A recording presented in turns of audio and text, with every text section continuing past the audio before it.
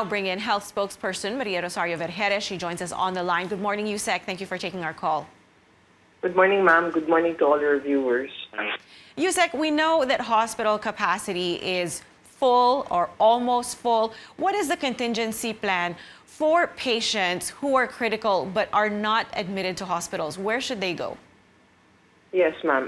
First, we have this one hospital command, which manages the traffic of patients. They just need to call the one hospital command so that they can be directed to what hospitals they can go and to which hospitals are still who still have available beds for them.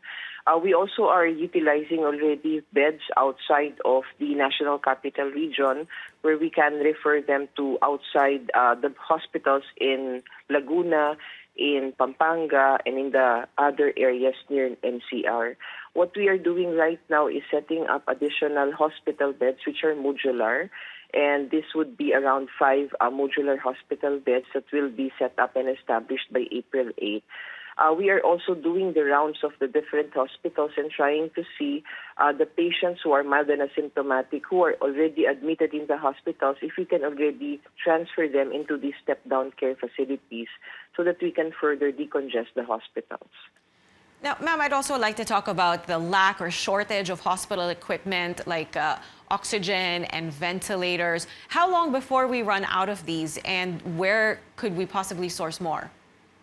Well, for example, for the high-flow nasal cannula, this is something that they use right now for those critically ill patients.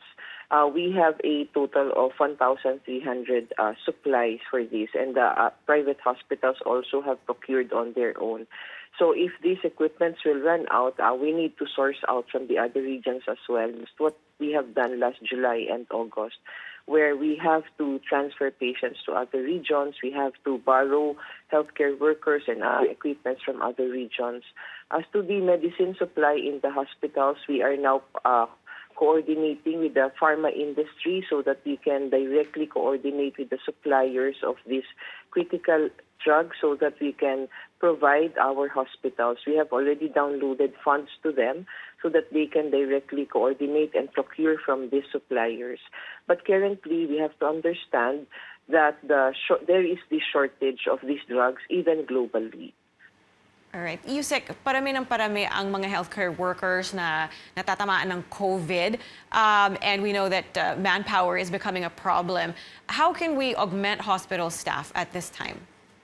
Actually, we have this emergency hiring, which we have started implementing since last year, and it is continuous.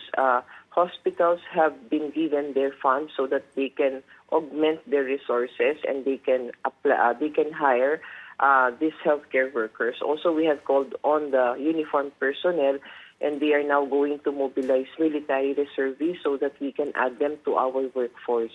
The challenge right now would be the takers because we have the funds. We have opened up we have called on for this hiring, but the takers are not that many. So we are thinking also of mobilizing healthcare workers from other regions so that we can be able to augment the workforce here in the National Capital Region. Yeah, that is where it is needed most right now. Yusek, do you think, we're in the second day of ECQ. Do you think 1 week is enough? Yesterday, I spoke to Dr. Wong and Dr. Del Rosario, and they feel that 1 week is too short in order to really stem this surge. Yes, 1 week is really not enough. Usually the ideal for us would be about 2 weeks. We have to understand that even after 1 week of this strict lockdown, we really cannot see any change in the numbers or any change in the healthcare utilization because that's just a short time. But this 1 week is very critical. This is the Holy Week, and we know that a lot of religious activities may happen. That's why it was decided by the IATF that we will do this on this week. We start now, and then we start to assess before April 4. And our doors are not closed into this extension of ECQ. If we see that the hospitals cannot still manage the number of cases that they are now accommodating. So it's going to be part of the assessment when we do this meeting before April 4 to determine if we still need to extend based on the parameters that we have set. Right. But Yusek, we know in a pandemic, locking down is simply not enough. Of course, we need to test more. Where is the Philippines in terms of testing and contact tracing, and where do we need to be? Of course, we are very much agreeable to what you have said. It is not really just locking down. We need to do the strategies that we had been doing in the past months, and that is intensify the contact tracing, the testing, and the isolation and quarantining. For these past weeks, we have increased our testing capacity, and the testing rate has increased by as much as 63%. Just last week, we were able to test about 300,000+ individuals here in the National Capital Region. We have the capacity to test, especially in this NCR Plus bubble, because we have a lot of laboratories here. Turnaround time is from 42 to 48 hours. And now the IATF has instructed that we will be use rapid antigen test because it is appropriate to use because there is this outbreak in most areas here in NCR. So we believe that this can fast-track testing also. Now, as to contact tracing, this is something of a challenge right now because there are not a lot of workforce for contact tracing.